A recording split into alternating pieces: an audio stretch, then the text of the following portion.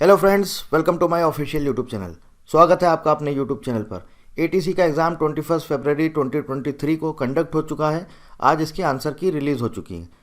अब आप सबको इंतज़ार होगा इसके रिज़ल्ट का। बहुत से बच्चों ने अच्छा स्कोर किया है, बहुत से बच्चों ने अच्छा स्कोर नहीं किया। तो जिन्होंने अच्छा स्कोर नहीं किया उनके लिए पहली चीज़ यही बोलूँगा, परेशान मत होइए, डिसअपॉइंट मत होइए। लाइफ में बहुत अपॉर्चुनिटीज़ मिलती हैं। छोटी छोटी सिली मिस्टेक्स आपने करी है, आपको पहचानना होगा आपने कहाँ गलती करी है, कहाँ मिस्टेक करी, क्योंकि एक एक दो दो नंबर बहुत अहमियत रखते हैं। मैं देख रहा हूँ कि रीजनिंग में जो स्टूडेंट्स ने स्कोर किया है 11 नंबर, 12 नंबर, 13 नंबर, बहुत इजी पेपर आया था रीजनिंग एप्टीट्यूड का। आप चाहते तो 15 में से 15 स्कोर कर सकते थे। हाँ, एक ये ज़रूर चीज़ है कि फर्स्ट शिफ्ट में एक क्वेश्चन का ऑप्शन या शायद आंसर गलत दिया हुआ है। जी हाँ, बिल्कुल सही है, वो आंसर गलत दिया हुआ है। अभी आगे हम सॉल्व करेंगे तो हम आपको बता देंगे। तो देखिए, हम लोग शुरुआत कर रहे हैं, आपको पूरा पेपर सॉल्व करके देंगे। सारे हर एक जो भी आपके सब्जेक्ट हैं जितने हैं सबके, reasoning aptitude, general knowledge, English, numerical ability, physics और मैथमेटिक्स, इसका पूरा आपको सॉल्व पेपर कराया जाएगा। आपको यहीं पर यूट्यूब पर अवेलेबल रहेगा। अभी रीजनिंग करा रहे हैं तो आप देखते जाइए कहाँ कहाँ आपसे मिस्टेक हुई है, क्या क्या मिस्टेक हुई है, और इन मिस्टेक्स को इम्प्रूव करिए। आगे फ्यूचर में जब भी वैकेंसी आएगी, अगर आप एलिजिबल हैं और आप चाहते हैं कि आपकी ड्रीम जॉब है, तो आप इसके लिए अभी से पढ़ाई करना शुरू कर दीजिए। ये मत सोचिएगा कि जब नोटिफिकेशन आएगा हम तभी पढ़ेंगे, वरना फिर यही होगा जो अभी हो रहा है। तो चलिए शुरू करते हैं, टाइम नहीं वेस्ट करते हैं। रीजनिंग एप्टीट्यूड का हम पहला क्वेश्चन देखते हैं। फर्स्ट क्वेश्चन हमारा रीजनिंग एप्टीट्यूड का क्या है। ये आपका फर्स्ट शिफ्ट का पेपर है। पहले हम लोग फर्स्ट शिफ्ट सॉल्व करेंगे। बोला गया है which two numbers and signs should be interchange to make the following equation correct. तो ये इक्वेशन आपको दिया गया है। बोला गया कौन से ऐसे दो नंबर या साइन होंगे जिनको हम इंटरचेंज कर दें तो इक्वेशन हमारी करेक्ट रहेगी। तो अभी जो आपको इक्वेशन दी गई है वो क्या है, 14 इंटू 3/6 -12 + 13 = 8। आप इसको अगर सॉल्व करेंगे तो ये क्या आएगा आपका, ये आ जाएगा 7 -12 + 13 = 8। तो अगर आप ये दो नंबर्स इंटरचेंज कर दें और इसके साथ साथ इनके जो भी साइन है ये इंटरचेंज कर दें तो कोई फ़र्क पड़ेगा? नहीं फ़र्क पड़ेगा। 7 + 13 -12 = 8, तब भी यही आएगा, इक्वेशन करेक्ट रहेगी। तो इसका आंसर है ऑप्शन नंबर 4 जो कि करेक्ट दिया हुआ है। Question number 2, P, Q, R, S, T and U were sitting around a circular table facing the centre. तो देखिए कितने लोग हैं, टोटल 6 लोग हैं। तो आप ड्रॉ कर लीजिए।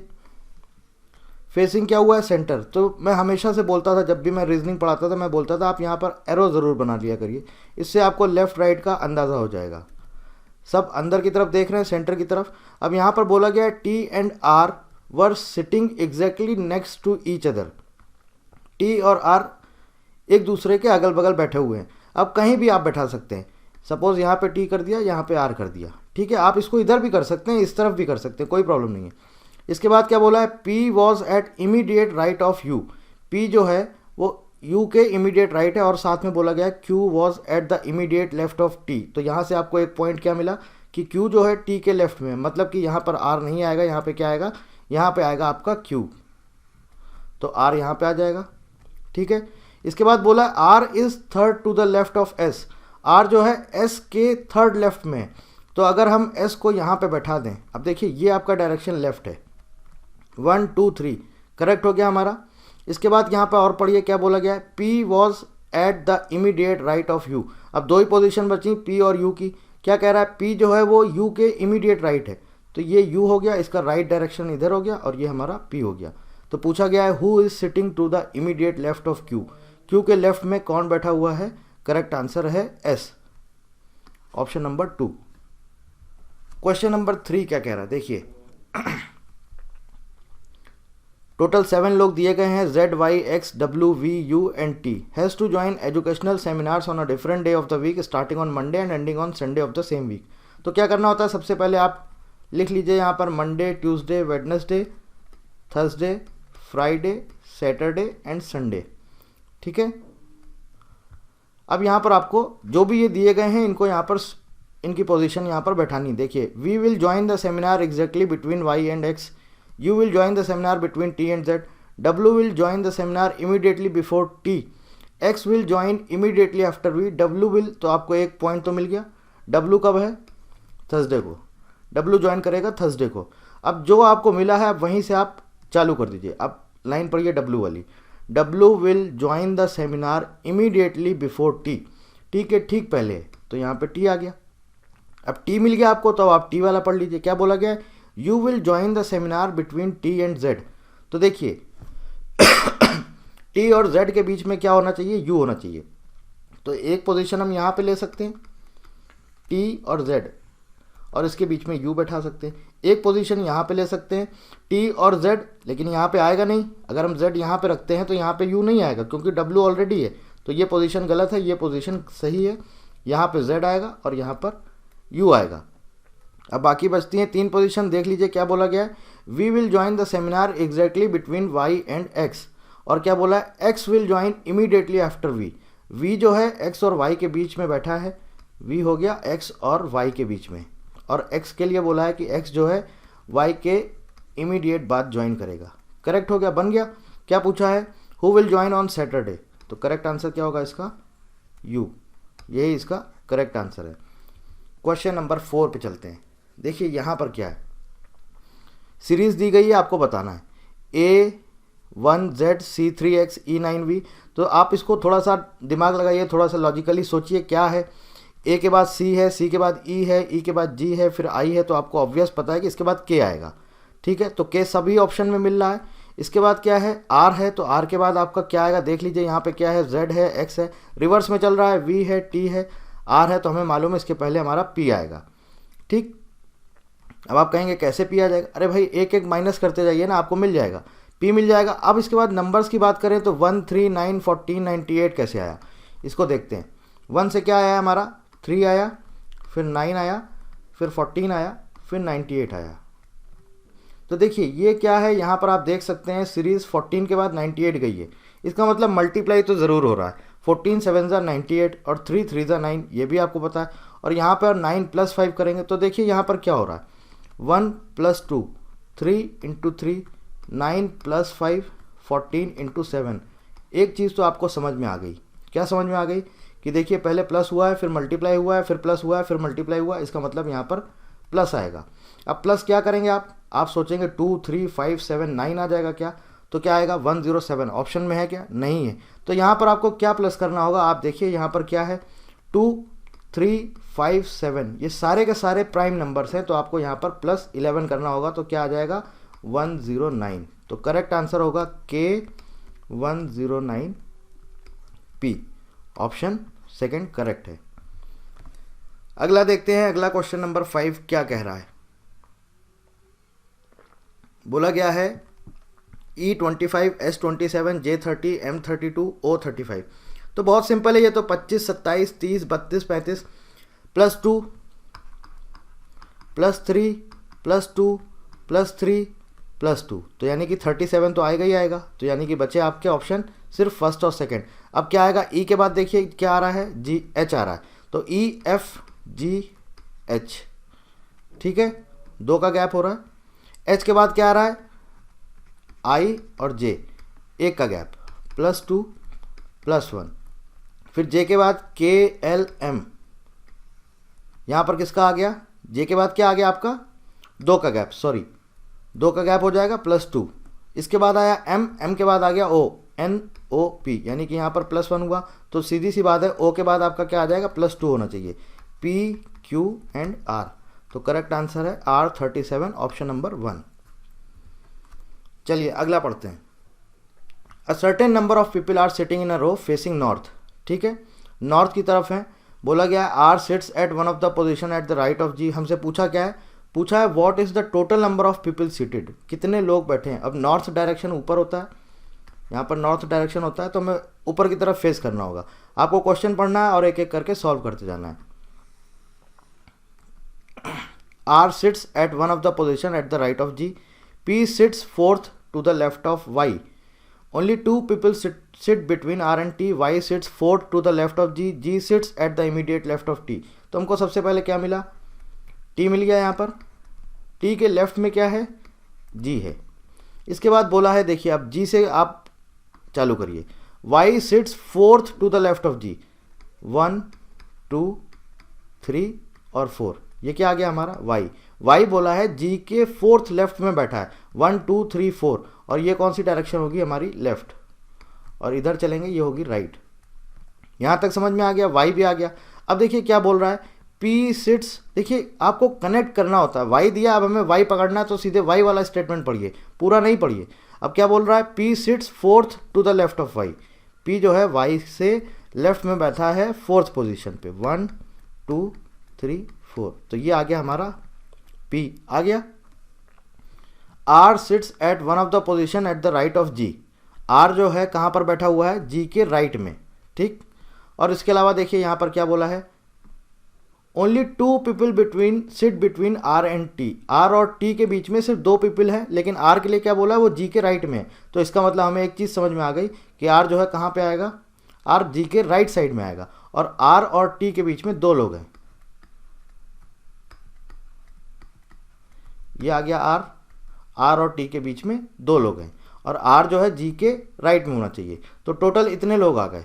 अब देखिए कुछ और बच रहा है क्या, हमारा स्टेटमेंट में दिया गया कुछ भी नहीं बच रहा है। बोल रहा है if no other person is sitting in the row what is the total number of people seated. Count कर लीजिए, 1 2 3 4 5 6 7 8 9 10 11 12 13, टोटल 13 लोग बैठे हैं।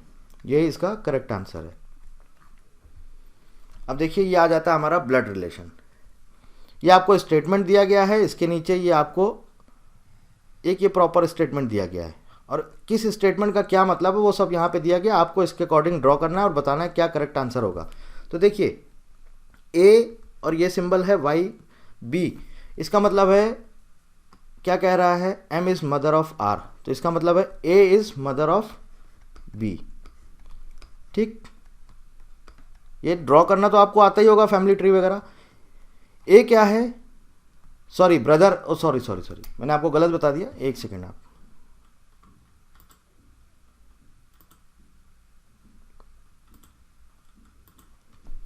क्या कह रहा है, इसका मतलब है A is brother of B, A B का ब्रदर है। अब ब्रदर है तो सेम जनरेशन का है, और बी का भाई है, इसका मतलब ये मेल पर्सन है, ठीक है। फिर बी, ये ओमेगा का साइन है, बी ओमेगा सी का क्या कहने का मतलब है, sister of husband of R, इसका मतलब B is the sister of husband of C, B is the sister of husband of C, C का जो हस्बैंड है, सी का जो हस्बैंड है उसकी सिस्टर है, ठीक। इसके बाद क्या कह रहा है, C is equal to D, C is equal to D का मतलब क्या है, C is daughter in law of D, C जो है D की डॉटर इन लॉ है, इसका मतलब C क्या है, फीमेल है, और C का जो हस्बैंड है उसका यहाँ पर बोला गया है B is the sister of the husband of C, तो C का जो हस्बैंड है उसकी सिस्टर है B। इसके बाद आ गया D कॉपीराइट E, ठीक। ये इसका क्या मतलब है, इसका मतलब यहाँ पे दिया गया है D is the son of E, D जो है E का सन है, तो ये पॉजिटिव हो जाएगा। अब हमसे पूछा क्या है, how is A related to E in the following expression. अब देखिए D इसका सन है, ठीक है, और ये क्या है, ये डॉटर इन लॉ है, और इसका हस्बैंड मान लीजिए यहाँ पे बना लेते हैं कोई भी, ये इसका हस्बैंड, ठीक, ये इसकी सिस्टर है और ये इसका ब्रदर है, सेम जनरेशन है, और इसके बाद यहाँ से यहाँ तक एक जनरेशन का गैप है, यहाँ से यहाँ तक 2 जनरेशन का गैप है।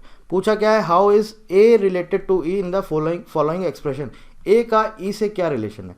तो देखिए पहली चीज़ तो ये समझिए, सिंपल सा मतलब है 2 जनरेशन का गैप है, तो डॉटर सन इन लॉ सन नहीं हो सकता है, बचता है सिर्फ और सिर्फ 4th option, that is child son, E के चाइल्ड का सन है, बस यही इसका करेक्ट आंसर है, option number 4th। Question number 8 क्या कह रहा है, refer to the given number symbol series and answer the question that follows. How many such symbols are there which are immediately preceded by a number and also immediately followed by a number. ऐसे हमें symbol बताने हैं जिसके पीछे भी एक number है, आगे भी एक नंबर है। तो पहला सिंबल देखिए ये है 6#2, पीछे भी एक नंबर है, आगे भी एक नंबर है। दूसरा सिंबल देखिए ये है परसेंटेज का, पीछे भी एक नंबर है और आगे भी एक नंबर है। इसके बाद देखिए ये है क्या, नहीं है, ये भी नहीं है, ये भी नहीं है, ये वाला है क्या, नहीं है, ये भी नहीं है, एंड भी नहीं है, परसेंट भी नहीं। इसके बाद देखिए ये आ गया, क्या आ गया, 2 and 2, एंड जो है वो सिंबल है, पीछे एक नंबर है, आगे एक नंबर है, और उसके बाद लास्ट में आ गया ये वाला 5% 3। ये सिंबल है, पीछे नंबर है, आगे नंबर है, तो कितने ऐसे हमें कॉम्बिनेशन मिले? Total 4। Correct answer option second 4। इसमें क्या कह रहा है? Select the correct combination of mathematical signs that can sequentially replace the at the rate sign and balance the given equation. बहुत सिंपल था ये भी। 40 divided by 8 into 7 is equal to 7 into 5। ये कितना हो जाएगा आपका? 5 into 7 is equal to 7 into 5। Option number 3 is the correct answer. अब देखिए ये क्या कह रहा है, ये आपका है syllogism. Some buses are gliders, ये बस हो गई, बसेस। सम है तो ऐसे बनेगा ग्लाइडर्स, आपका Venn diagram. All gliders are umbrellas, सारे ग्लाइडर क्या है? अम्ब्रेला। पहला कंक्लूजन क्या बोला है? नो अम्ब्रेला इज अ बस। तो पहली चीज तो देखिए, ये समझिए, ये सीधे सीधे गलत हो जाता है। क्यों गलत हो जाता है? बिकॉज स्टेटमेंट जो हमें दिया गया है वो दिया गया है पॉजिटिव, तो कंक्लूजन निगेटिव हो ही नहीं सकता है। तो पहला कंक्लूजन गलत है। देखिए ऑप्शन 1 गया है यहाँ से, आइदर कंक्लूजन 1 कंक्लूजन 2। ऑप्शन 2 में क्या कह रहा है? बोथ कंक्लूजन फॉलो, ये भी गया है यहाँ से। ऑप्शन 3 में कह रहा है ओनली, सॉरी ऑप्शन 4 कह रहा है ओनली कंक्लूजन 1 फॉलोज, ये भी गया। तो सीधे आंसर आ गया हमारा option number 3। Some buses are umbrellas, एकदम सही है। ये देखिए ये वाला जो पार्ट है बस का, ये अम्ब्रेला के अंदर भी है, तो सम बसेज आर अम्ब्रेलाज। ठीक है, option number 3 correct answer. Question number 11 पे चलते हैं। ये भी आपका ब्लड रिलेशन है। क्या कह रहा है? A is equal to B, मतलब क्या है? A is son of B. A B का सन है, मेल होगा। बी ओमेगा सी, क्या मतलब है? B is wife of C, B is wife of C. ये फीमेल, ये प्लस, और ये क्या होगा? Husband wife. ठीक, इसके बाद क्या है? सी, और ये वाला सिंबल है वाई वाला, C Y D. C is father of D, C जो है वो डी का फादर है, तो ये हमारा डी आ गया, एकदम सही है। इसके बाद डी ओमेगा एफ, इसका क्या मतलब है? इसका मतलब है D is wife of F. ये पॉजिटिव, ये निगेटिव। ठीक, और ये क्या रिलेशन बन गया? वाइफ और हस्बैंड का। हमसे क्या पूछा है? हमसे पूछा है how is A related to F in the following expression. अब देखिए ये हस्बैंड वाइफ है, ठीक है, ये हस्बैंड वाइफ है, ये इनकी डॉटर है और ये इनका सन है, तो ये दोनों क्या होगा? आपस में भाई बहन हो गए। और ये क्या है? ये इनके हस्बैंड है, तो हस्बैंड की वाइफ का ब्रदर, यही इसका करेक्ट आंसर है। और देखिए सीधी सी चीज़ है, ए से एफ का पूछा है तो क्या होगा? सेम जनरेशन है, जनरेशन गैप 0 होना चाहिए, तो फादर इन लॉ तो हो ही नहीं सकता है, सन हो ही नहीं सकता है। बचते हैं आपके पास 2 ऑप्शन, ब्रदर और वाइफ्स ब्रदर, तो करेक्ट आंसर आपका वाइफ्स ब्रदर। ठीक है, नेक्स्ट देखिए, अब यहाँ पर ये आपको गलत दिया गया है। ये जो आपका क्वेश्चन आया है, अब देखिए यहाँ पर आपको एक चीज़ बता देता हूँ, आपको ऑब्जेक्शन रेज करना पड़ेगा, क्योंकि एयरपोर्ट्स अथॉरिटी ऑफ इंडिया फोकट में नंबर नहीं देने वाला है। जो जो ऑब्जेक्शन रेज करेगा उसको ही नंबर मिलेगा, तो बेटर है आप कर देंगे तो अच्छा रहेगा। इसमें क्या पूछा गया था? How many such numbers are there which are immediately preceded by a symbol also immediately followed by a symbol. ऐसे कितने नंबर्स हैं जिसके पीछे सिंबल है और आगे सिंबल है? तो देखिए ये है क्या? बिल्कुल है, and two at the rate, ये नंबर है, पीछे सिंबल है, आगे सिंबल है। इसके बाद देखते हैं और कोई है। देखिए ये भी आ गया आपका डॉलर, सॉरी नंबर्स देखने हैं ना, सिंबल नहीं देखना है। 2 है, नहीं है। 8 है, हाँ बिल्कुल है, पीछे एक सिंबल है डॉलर और आगे एक सिंबल है एंड का। ठीक है, इसके बाद हमें नंबर्स देखने हैं तो आप सिर्फ नंबर देखिए। अब 4 पे आ जाइए। 4 के पीछे क्या है? हैश, और 4 के आगे क्या है? एंड। इसका मतलब ये भी सही है, ये नंबर है, इसके पीछे सिंबल है, आगे भी सिंबल है। आगे आ जाइए 5 देखिए, बिल्कुल सही है, परसेंटेज है, 5 है और एक ये वाला साइन है पावर वाला, तो ये भी एकदम सही है, पीछे भी सिंबल है, आगे भी सिंबल है। अब ये वाला देखिए क्या सही है? ये भी सही है, ये भी सही है क्या? नहीं, कोई नहीं सही है। ये वाला भी देख लीजिए, कोई नहीं सही है। तो हमें टोटल कितने कॉम्बिनेशन मिल रहे हैं? टोटल 4 कॉम्बिनेशन मिल रहे हैं। ऑप्शन में 3 दिया गया है जो कि गलत है, करेक्ट आंसर होगा ऑप्शन 4। टोटल यहाँ पर 4 कॉम्बिनेशन मिल रहे हैं, ऑब्जेक्शन रेज कर दीजिएगा। क्वेश्चन नंबर 13 क्या कह रहा है? Book is written as, book is written as, sorry DRTR BCD+1 OPQR +2, OPPQRS +4, K के बाद LMNOP +5, sorry +6, PQ and R। ठीक है, ऐसे ही क्या बोल रहा है, WORM, इसको क्या लिखा गया है, YRWT, WXY +1, ये पूरा वही कॉम्बिनेशन मिलेगा आपको। OPQR, O का R हुआ ही है, आप देख सकते हैं, R का W हुआ है +4, M का +6, M के बाद क्या आएगा आपका NOPQRS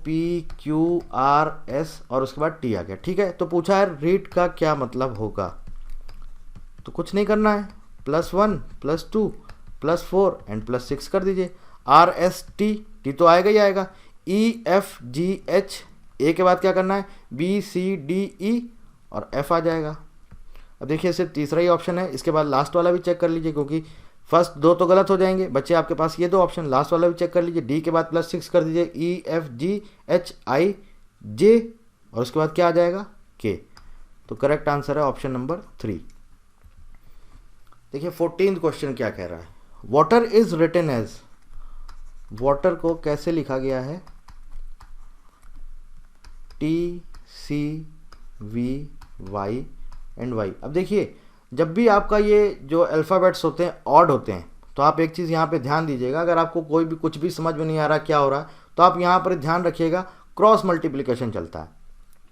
अगर हम इसको देखें, फ्रीज को क्या लिखा गया है, FREEZ, इसको क्या लिखा है इन्होंने, BCGPH। T के बाद क्या आया, V +1, TUV। ठीक है, आप इसको बहुत सारे आप तरीके सोचेंगे, +1 +2 +3 रिवर्स करेंगे, सब कुछ करेंगे, नहीं समझ में आएगा। जब भी ऑड में दिया होता है आप कोशिश करिए, अगर कोई कॉम्बिनेशन नहीं लग रहा है तो क्रॉस मल्टीप्लिकेशन चलेगा। तो देख लीजिए आप यहाँ पर RST +1, ठीक है, WXY +1, A के बाद क्या आ गया, अब ये देखिए ये क्या हो गया, A से Y हो गया, E से C हो गया, मतलब कि पीछे आ गया, रिवर्स में आ गया। तो ये क्या हो गया, -1 और ये क्या हो गया, -1। समझ में आ गया आपको।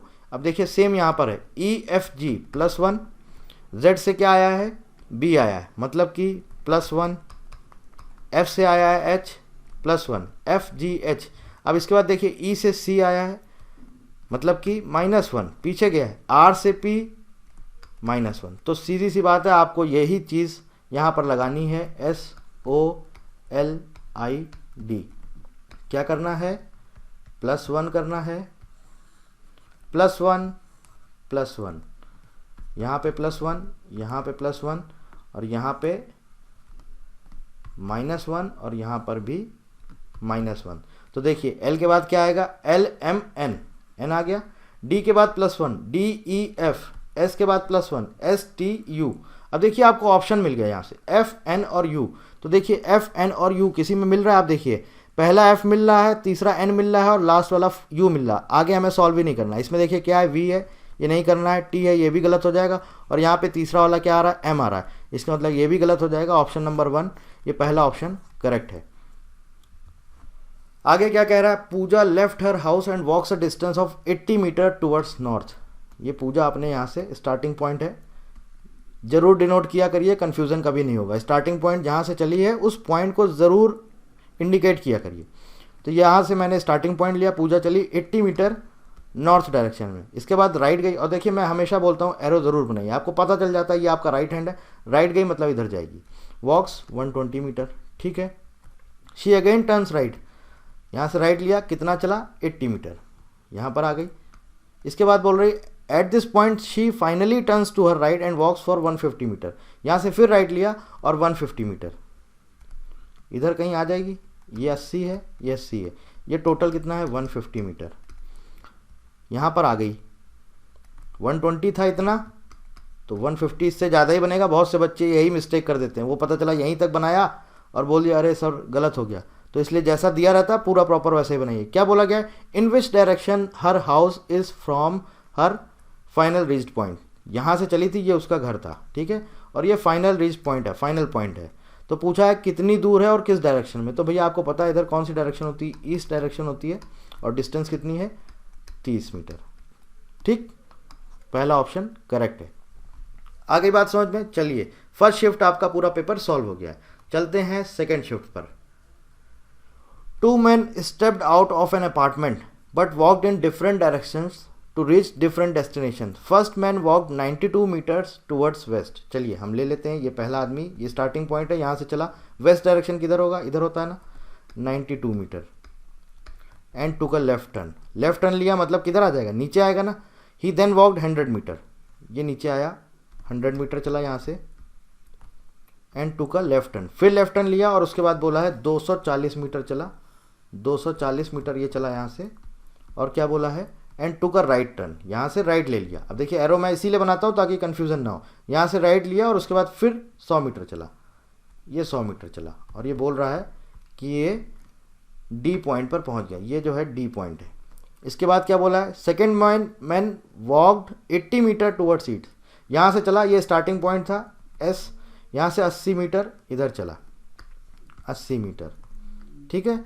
इसके बाद बोला है टुक अ राइट टर्न, इधर चला, ईस्ट डायरेक्शन इधर होता है ना, ये देखिए भाई, east north south west, 80 meter इधर चला, इसके बाद राइट टर्न ले लिया, और कितना चला, 110 मीटर, मतलब कि 110 मीटर चला है तो 100 से ज़्यादा बनेगा, यहाँ तक आएगा, और कहाँ पर पहुँच गया, पॉइंट बी पे पहुँच गया। किस पॉइंट पे पहुँच गया, बी पे। पूछा है in which direction is point B from point D, तो किस डायरेक्शन में है, बी का पूछा है, बी जो है किस डायरेक्शन में है डी से। तो भैया बस ये देख लीजिए आप, कौन सा डायरेक्शन है, ये नॉर्थ वेस्ट, यही इसका करेक्ट आंसर है, ऑप्शन नंबर 4। सेकेंड क्वेश्चन देखिए, यहाँ पर क्या दिया गया है, given below are pairs of events, you have to read and decide their nature of relationship, you have to assume that the information given in both 1 and 2 is true and not assume anything beyond the given information।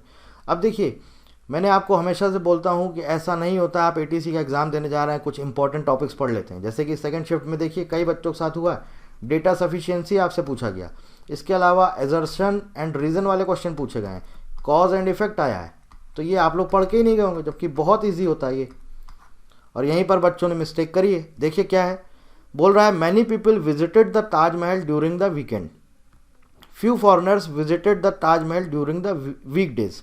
अब इसमें क्या है, ये event है हमारा, मतलब कि क्या है, एक होता है कॉज और दूसरा होता है इफेक्ट, मतलब कि ये होता है हमारा रीज़न, हम बोल सकते हैं कॉज, या जिसे बोल सकते हैं कारण, और ये होता है हमारा इफेक्ट, या जिसे हम बोल सकते हैं रिजल्ट। उसमें ऑप्शन पढ़ने होते हैं। क्या बोला है, both the events are effects of some common cause, क्या दो हमारे जो दोनों आपके इवेंट हैं, क्या वो कुछ कॉमन जो हमें कॉज है इसके इफेक्ट हैं क्या, ऐसा बोल सकते हैं क्या, नहीं। अब देखिए इसका रीज़न होता है, अगर आपको सेम डायरेक्शन मिल रहा है, ठीक है, तो आप समझ जाइएगा कॉमन कॉज है। अगर सेम डायरेक्शन मिल रहा है तो आप समझ जाइएगा ये अलग अलग कॉज होते हैं, कॉज 1 एंड कॉज 2, दो अलग अलग कॉज हो सकते हैं, दो अलग अलग रीज़न हो सकते हैं। और अगर डायरेक्शन आपको अपोजिट मिल रहा है, डायरेक्शन आपको अपोजिट मिल रहा है, तो इसका मतलब होता है सेम कॉजेज। अब देखिए यहाँ पर क्या है, यहाँ पर देखिए many people visited the Taj Mahal, ये सपोज ताजमहल है, कई सारे पीपल आए यहाँ पर वीकेंड में, और कुछ फॉरेनर्स आए, वो भी ताजमहल आए, सेम डायरेक्शन है, तो इसे हम क्या बोलेंगे, कॉज 1 कॉज 2, या हम बोल सकते हैं इंडिपेंडेंट कॉजेज। इंडिपेंडेंट कॉजेज एक दूसरे पे डिपेंड नहीं है, दोनों अलग अलग कॉज हैं। इसका करेक्ट आंसर होगा ऑप्शन नंबर 2। इसके बाद आप देखिए थर्ड और फोर्थ ऑप्शन पढ़िए क्या कह रहा है, event 2 is the effect and event 1 is the immediate cause, क्या इसकी वजह से ये हुआ है क्या, नहीं है, ये भी गलत है। Event 1 is the effect and event 2 is the cause, तो क्या ऐसा है क्या कि इसकी वजह से ये वाला हुआ है क्या, ये भी गलत है, नहीं। बहुत सिंपल होता है कॉज एंड इफेक्ट, सिंपल, आपको सिर्फ ये देखना होता है कि किस कॉज की वजह से, किस रीज़न की वजह से हमें क्या रिजल्ट मिल रहा है, बहुत सिंपल होता है। और ये अभी अगर आपने नहीं पढ़ा है तो आगे पढ़ लीजिएगा, आपके एग्जाम में ज़रूर काम आएगा। बहुत ही सिंपल होता है, आपको सिर्फ देखना होता है क्या कॉज है और क्या रीज़न है, सिंपल। देखिए अब देखिए सेम वैसे ही वही क्वेश्चन है, ये भी वही है। इसमें क्या बोला है, पहला इवेंट हमें दिया है the prices of imported goods dropped significantly this year. Event 2 क्या कह रहा है, the government reduce the tax. तो मतलब क्या है, पहला स्टेटमेंट बोल रहा है हमें कि जो इंपॉर्टेंट जो गुड्स है हमारे, उसका जो प्राइस है वो कम हुआ है। दूसरा ऑप्शन क्या कह रहा है, the government reduce the tax on. अब भैया प्राइस क्यों कम हुआ है, क्योंकि गवर्नमेंट ने टैक्स कम किया है, गवर्नमेंट ने टैक्स कम किया, इसका मतलब उसकी वजह से प्राइस कम हुआ। तो ऑब्वियस है ये क्या है, कॉज है, रीजन है, टैक्स कम किया गया है जिसकी वजह से प्राइस गिरा है, रिजल्ट मिल रहा है हमें, इफेक्ट, इस कॉज की वजह से ये इफेक्ट हुआ कि इसका प्राइस गिर गया। तो सीधा सा आंसर है event 1 is the effect and event 2 is the immediate cause, क्योंकि इवेंट 2 की वजह से ही ये प्राइस गिरा है। ठीक है, करेक्ट आंसर ऑप्शन नंबर 4। देखिए ये क्या कह रहा है, F K W C U B and W 7 family members है attending an economics fair. D is brother of B, आपका ये ब्लड रिलेशन है, क्या कह रहा है, D is brother of B. ठीक है, सेम जनरेशन है क्योंकि ब्रदर है तो डी प्लस का साइन हो जाएगा, मेल है। C is wife of W. अब देखिए क्या कह रहा है, अब क्योंकि आपने ये बना लिया, अब आप कहेंगे सी इज वाइफ ऑफ डब्ल्यू, समझ में नहीं आ रहा, सीधे आ जाइए बी पे। B is U's wife, B जो है क्या है, यू की वाइफ है, तो वाइफ है तो फीमेल, यू क्या है, हस्बैंड है तो मतलब मेल, सेम जनरेशन है। ठीक है, इसके बाद देखिए क्या कह रहा है, C is wife of W, F is K's husband, K is mother of U, K is mother of U. एक जनरेशन का गैप है तो हमने इस तरह से बना लिया, ये एक जनरेशन का गैप है, यहाँ पर 0 जनरेशन का गैप है, सेम जनरेशन। के क्या है, मदर है किसकी, यू की, तो मतलब है कि फीमेल है। एंड डॉटर ऑफ डब्ल्यू, एक बार मैं फिर से बना देता हूँ, यहाँ पर ऊपर स्पेस नहीं है।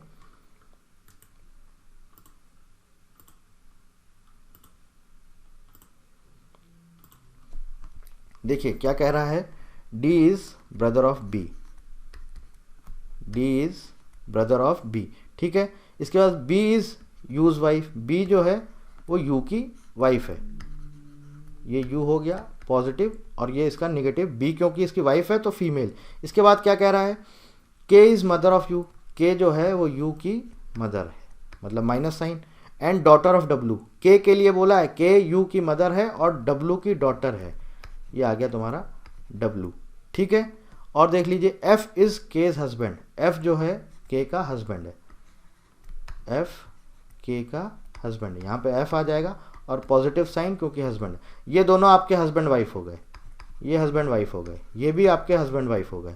इसके बाद और कुछ दिया है, C is wife of W, C is wife of W मतलब कि सी फीमेल है, डब्ल्यू मेल है। पूछा क्या है, how is D related to U. अब आप देखिए, अगर ध्यान से देखा जाए तो हमें ये सब ड्रॉ करने की ज़रूरत ही नहीं है इतना, क्योंकि हमसे रिलेशन किसका पूछा है, डी का पूछा है और यू का पूछा है, तो हमें ये पूरा यहाँ पर टाइम वेस्ट करने की ज़रूरत ही नहीं है। सिर्फ इतना ही ड्रॉ कर लीजिए, क्वेश्चन का लास्ट स्टेटमेंट पढ़ लीजिए, how is D related to U, D का यू से क्या संबंध है, तो सीधी सी बात है, यू का जो वाइफ है उसका ब्रदर है। ठीक है, यू की वाइफ का ब्रदर है, और तो कुछ हो ही नहीं सकता है, फादर होगा नहीं क्योंकि जनरेशन क्या हो जाएगी, डिफरेंट हो जाएगी। ब्रदर हस्बैंड है नहीं, वाइफ का ब्रदर है, क्लियरली दिया हुआ है, इसका मतलब ऑप्शन नंबर 1 करेक्ट है। क्वेश्चन 5, अब देखिए ये क्या चीज़ है, ये हमारा आ गया syllogism. Few sheep are chimpanzees, ये शीप हो गए, ये हो गया चिंपैंजी। ठीक है, नो चिंपैंजीज गोरिल्ला, अब देखिए ये आ गया आपका gorilla. All gorillas are bear, क्या बोल रहा है, some bears are not chimpanzee, क्या बोला है, some bears are not chimpanzee. देखिए नॉट है, निगेटिव है, ऑब्वियस है, सीधी सी बात है, जब सारे बियर चिंपैंजी नहीं होंगे तो ऑब्वियस है, जब ऑल नहीं होंगे तो कुछ भी तो नहीं होंगे, जब ऑल नहीं होगा तो सम भी नहीं होगा, तो इसका मतलब पहला तो एकदम सही है।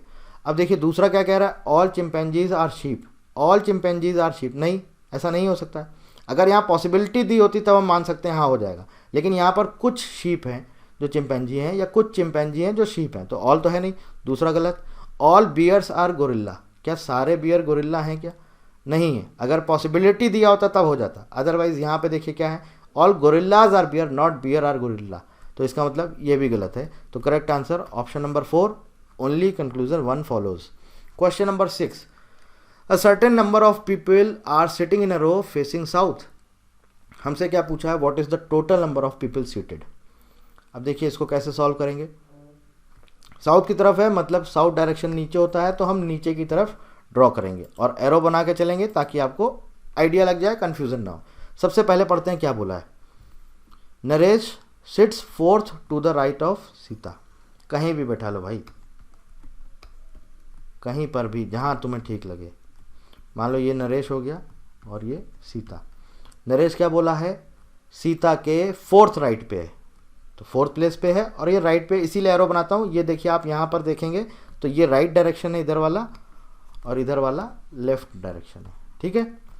इसके बाद क्या बोला, only 4 people sit between Naresh and Kumar. Naresh और कुमार के बीच में 4 लोग बैठ सकते हैं। तो अब देखिए हम कहाँ बैठाएं इसको। अगर नरेश यहाँ है तो कुमार को हम यहाँ बैठा सकते हैं, एक पोजीशन यहाँ पे बनेगी कुमार की, बीच में 4 लोग आ जाएंगे। या फिर 1 2 3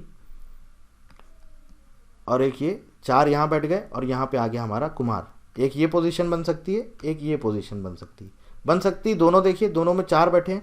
इसके बाद क्या कह रहा है, Raju sits to the immediate right of Kumar. अब देखो भाई, अगर कुमार को इस जगह बैठा लेंगे यहाँ पर, तो इसके ठीक राइट में बोला है राजू बैठा है, लेकिन यहाँ पर कौन है, सीता। तो इसका मतलब ये पोजीशन गलत है, यहाँ पर तो हो ही नहीं सकता है। बात समझ में आ गई आपको। तो इसका मतलब कहाँ पे बैठेगा, कुमार इस जगह बैठेगा, ये एकदम सही पोजीशन है।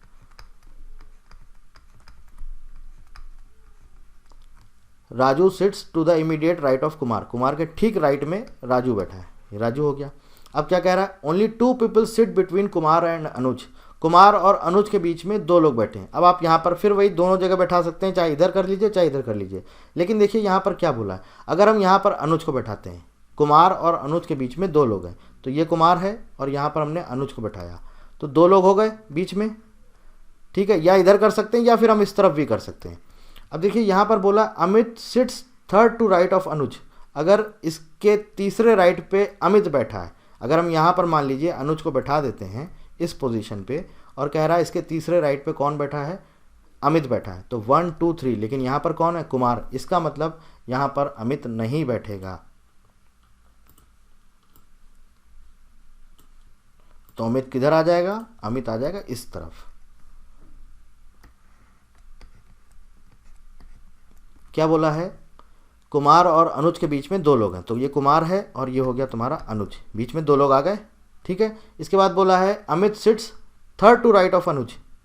ये तो तुम्हारा है अनुज और अमित इसके तीसरे राइट पे है, 1 2 3, ये आ गया तुम्हारा अमित, ठीक। If no other person sitting in the row, what is the total number of people seated. गिन लीजिए, 1 2 3 4 5 6 7 8 9 10 11 12 13 14 15 16, टोटल कितने लोग बैठे हैं, 16। करेक्ट आंसर है ऑप्शन नंबर 1। चलिए चलते हैं क्वेश्चन नंबर 7 पे। क्या कह रहा है, each of 5 persons among MNOPQ like different drinks. ठीक है, अलग अलग ड्रिंक लाइक करते हैं और इसके अलावा they all have different professions. ठीक है, अब इसको देखिए कैसे करना है। कुछ यहाँ पर हमें दिया गया हिंट, हाँ बिल्कुल दिया गया। आप इस स्टेटमेंट को पढ़ लीजिए, M likes coffee and is a librarian. कितने लोग हैं, 5 लोग हैं, लिख लीजिए। M के लिए बोल रहा है कि वो कॉफ़ी लाइक करता है और लाइब्रेरियन है। इसके बाद देखिए आगे अगला स्टेटमेंट पढ़िए, क्या कह रहा है। यहाँ पर देखिए क्या लिखा है, N does not like T. N जो है टी लाइक नहीं करता है। इसके बाद ये पढ़िए, N and P like neither energy drink nor ice tea. तो N और P आइस टी भी लाइक नहीं करते हैं और इसके साथ साथ एनर्जी ड्रिंक भी लाइक नहीं करते हैं। N भी और P भी आइस टी और एनर्जी ड्रिंक ये दोनों लाइक नहीं करते हैं। अब देखिए क्या कह रहा है, O likes energy drink. O energy drink like करता है, but he is neither a teacher nor an accountant. O जो है टीचर नहीं है और अकाउंटेंट नहीं है। ध्यान रखिए, O जो है टीचर भी नहीं है और अकाउंटेंट भी नहीं है। आगे आ जाइए, क्या कह रहा है, M likes coffee is librarian, N and P this, O likes this. Q is a technician. Q हमें क्या दिया गया है? Q बोल रहा है कि Q जो है टेक्नीशियन है, ठीक है। अब देखिए Q क्या है? टेक्नीशियन है, और O जो है टीचर और अकाउंटेंट हो नहीं सकता है, और लास्ट में दिया है the one who likes T is a teacher, जो टी लाइक करता है वो टीचर होगा। अब देखिए इसको देखिए आप, ये टी भी नहीं लाइक करता है, आइस टी भी नहीं लाइक करता है, और एनर्जी ड्रिंक भी नहीं लाइक करता। कॉफ़ी यहाँ पे आ गया, एनर्जी यहाँ पे आ गया, और कह रहा है जो टी लाइक करता है वो टीचर है। तो एन के पास क्या आएगा? टी भी नहीं लाइक कर रहा है, क्या बचा हमारे पास? देख लीजिए यहाँ पर आइस टी चला गया, ठीक है, एनर्जी ड्रिंक चला गया, टी चला गया, कॉफ़ी चला गया, यानी कि यहाँ पर क्या आ गया? यहाँ पे आ गया हॉट चॉकलेट। अब कह रहा है जो टी लाइक करता है, अब देखो भाई वो क्या है? टीचर है। The one who likes T is a teacher, तो इसका मतलब है देखो टी इन तीन में तो है नहीं, और कह रहा है जो टी लाइक करता है, अगर मान लीजिए हम यहाँ पर टी लिखते हैं तो कह रहा है वो टीचर होना चाहिए, बट यहाँ तो ये टेक्नीशियन है, इसका मतलब पी जो है वो टी लाइक्स करता है और क्या है? टीचर है। और आप देख लीजिए option number 4, which of the following is correct? P is a teacher and likes T, यही इसका करेक्ट आंसर है। चलिए आगे चलते हैं। 7 teachers P Q R S T U V are sitting in straight row facing north. 7 लोग हैं, north direction की तरफ फेस किए हुए हैं। 1 2 3 4 5 6 एंड 7, ठीक है। देखिए क्या बोला है? V does not sit at any of the extremes, मतलब कि वी ना तो इधर बैठेगा ना ही इधर बैठेगा, वी ना तो यहाँ बैठेगा ना तो यहाँ बैठेगा। क्या कह रहा है अब? Q जो है V और U के बीच में है। Q V और U के बीच में हम कहीं भी बैठा सकते, किधर भी, लेकिन ध्यान रखना आपको V और U के बीच में है तो V जो है कभी भी इधर नहीं आना चाहिए। तो हम यहाँ U ले लेते हैं, यहाँ Q ले लेते हैं, यहाँ V ले लेते हैं, कहीं भी बैठा सकते हो भाई, इधर भी बैठा सकते हो, कहीं भी बैठा सकते हो। चलो हम इधर कर लेते हैं, यहाँ U हो गया, यहाँ Q हो गया, यहाँ V हो गया, ठीक है। दोनों हम सिचुएशन लेके चलते हैं, जो भी सही होगा उसको देख लेंगे। अब क्या कह रहा है? R sits to the right of T, P is immediate left of T। हम T को कहीं भी बैठा लें, अगर हम ये वाली पोजीशन लेके चलते हैं तो हम T को मान लीजिए यहाँ पे बैठा लेते हैं। और क्या कह रहा है? R जो है T के राइट में है, तो राइट में इधर कुछ जगह है क्या? नहीं है, इसका मतलब T यहाँ पर नहीं आएगा। चलिए पहले ये वाली हम पोजीशन लेके चलते हैं, फिर वो भी देख लेंगे। अगर यहाँ से आंसर नहीं मिलेगा तो फिर वो वाली ले लेंगे। T के राइट में कह रहा है N R है, और P जो है इमीडिएट लेफ्ट है, तो T को हम यहाँ बैठा लेते हैं, यहाँ पर P को कर लेते हैं, और R जो है वो कहाँ पर है? T के राइट में है, ठीक है। Only P sits between T and S, P जो है T और S के बीच में होगा, तो भैया यहाँ पे S बैठा दिया, P जो है T और S के बीच में आ गया, ठीक है, हो गया, हमारा कॉम्बिनेशन बन गया। हमसे क्या पूछा है? Who sits to the immediate left of Q, बस करेक्ट है U, option number 3। Question number 9, blood relation है। क्या कह रहा है? S is equal to Q, मतलब कि S is wife of Q, ये हस्बैंड हो गया, ये वाइफ हो गई। S is equal to Q, wife of Q, ठीक है। Q फाई O, इसका मतलब है Q is father of O, Q O का फादर है, ठीक है। O परसेंटेज N, परसेंटेज का मतलब क्या है? O is the husband of N, O is the husband of N, मतलब कि ये फीमेल है, ये मेल है। लास्ट में क्या है? N स्टार M, स्टार का मतलब क्या है? N is mother of M, N is mother of M। क्या पूछा है? How is M related to S, ये M है, ये S है।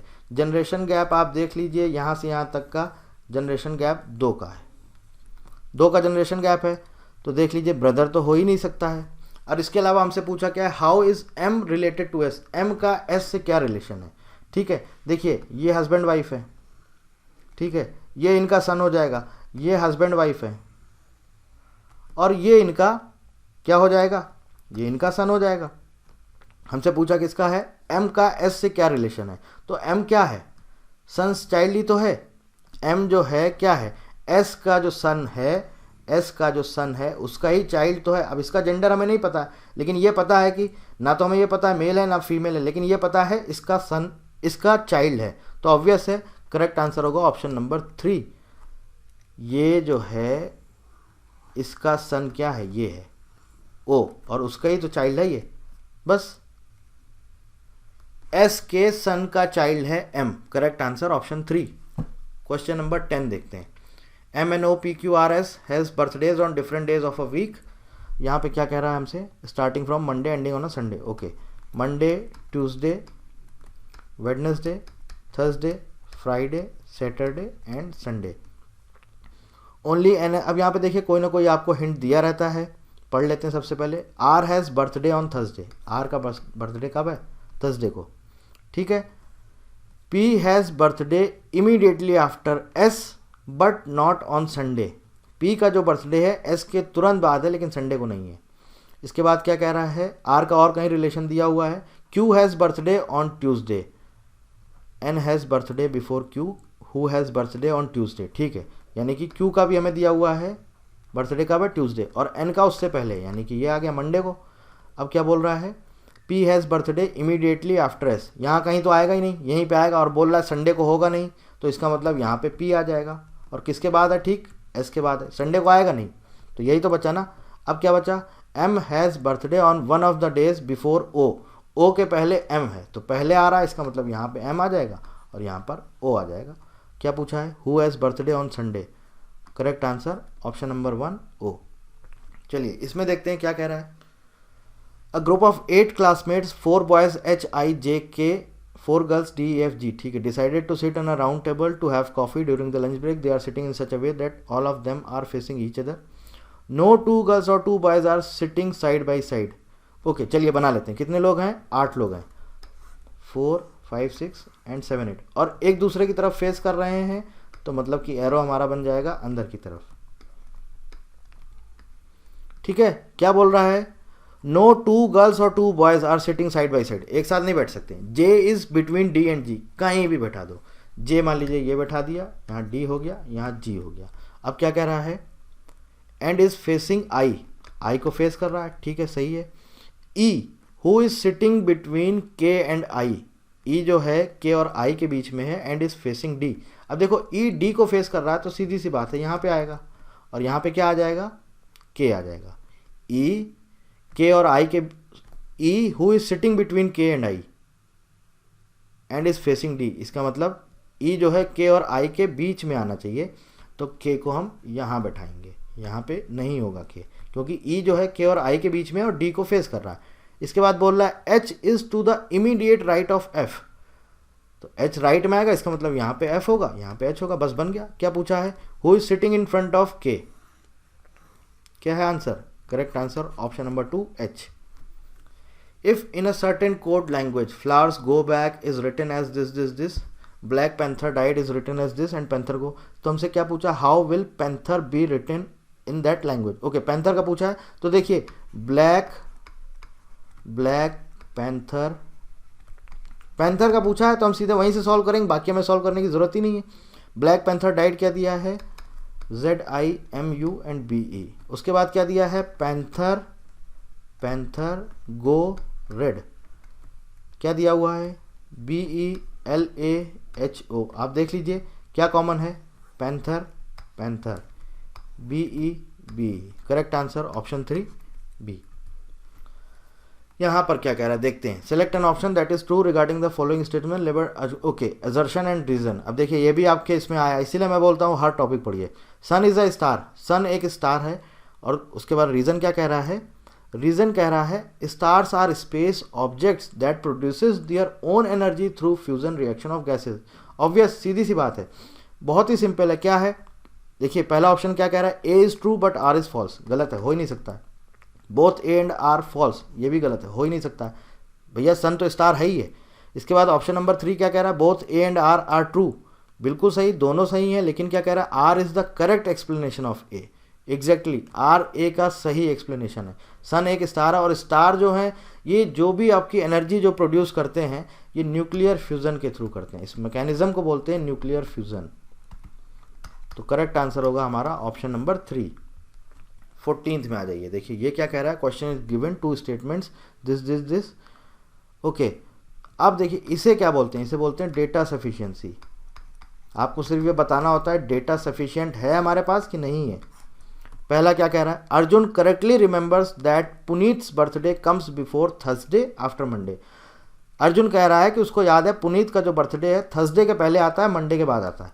मंडे के बाद आता है तो इसका मतलब ट्यूसडे, और थर्सडे के पहले आता है तो वेडनेसडे। तो इसके अकॉर्डिंग ट्यूसडे और वेडनेसडे को उसका बर्थडे होना चाहिए। दूसरा क्या कह रहा है, Bhushan correctly remembers that Puneet's birthday comes after Tuesday.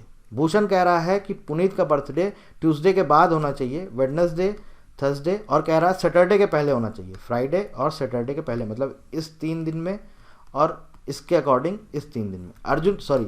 Arjun के अकॉर्डिंग होना चाहिए ट्यूसडे और वेडनेसडे को, और भूषण के अकॉर्डिंग होना चाहिए वेडनेसडे और थर्सडे। तो क्या आप बता सकते हैं, क्या कहीं से आपको आंसर मिल रहा है, क्या आप बता सकते हैं एग्जैक्टली किस दिन उसका बर्थडे है? नहीं बता सकते हैं। लेकिन अगर आप दोनों स्टेटमेंट को कंबाइन कर दें तो आप बता सकते हैं, बिल्कुल बता सकते हैं किस दिन होगा उसका बर्थडे, वेडनेसडे। वेडनेसडे इधर भी कॉमन है, वेडनेसडे इधर भी कॉमन है। तो इसका करेक्ट आंसर क्या है? Option number 4। The data given in both statements 1 and 2 together are necessary to answer the question. ठीक है, चलते हैं question number 15। Mister Pandey and mister Gupta stepped out of the same office and walk towards west. ठीक है, waste की तरफ चलते हैं। मिस्टर पांडे चल रहे हैं 300 metre to the right turn. चलिए, ये स्टार्टिंग पॉइंट हो गया। पांडे जी यहाँ से चले 300 मीटर और राइट टर्न ले लिया। एरो बनाया हमने तो हमें पता चल गया राइट टर्न मतलब ऊपर जाएंगे 200 मीटर। 200 मीटर चले, फिर लेफ्ट टर्न ले लिया तो इधर आ जाएंगे, और 90 मीटर चले, और ये कहाँ पहुँच गए? ये पहुँच गए बैंक। अब गुप्ता जी देख लेते हैं। गुप्ता जी को बोला है 650 मीटर चलते हैं बस स्टॉप की तरफ, और हमें पता है किधर चले थे ये लोग, वेस्ट डायरेक्शन में, मतलब लेफ्ट साइड। यहाँ से चले हैं गुप्ता जी, ये स्टार्टिंग पॉइंट है। यहाँ से चले हैं, कितना चले हैं? 650 मीटर। यहाँ से अगर हम 650 मीटर चलेंगे तो गुप्ता जी यहाँ कहीं आएंगे, और ये कहाँ पहुँच गए? ये पहुँच गए बस स्टॉप पे। ये गुप्ता जी पहुँच गए यहाँ पे बस स्टॉप। ये हैं गुप्ता जी और ये हैं पांडे जी। ठीक है, क्या पूछ रहा है? In which direction is the bus stop from the bank. Bus stop का डायरेक्शन पूछा है, बस स्टॉप का ये किस डायरेक्शन में है बैंक से? बहुत ही सिंपल है, बस स्टॉप का डायरेक्शन पूछा है, बैंक से किस डायरेक्शन में है? कौन सा डायरेक्शन निकल के आया? ये डायरेक्शन कौन सा हमारा निकल के आ रहा है? South west. बस करेक्ट, ऑप्शन नंबर 3।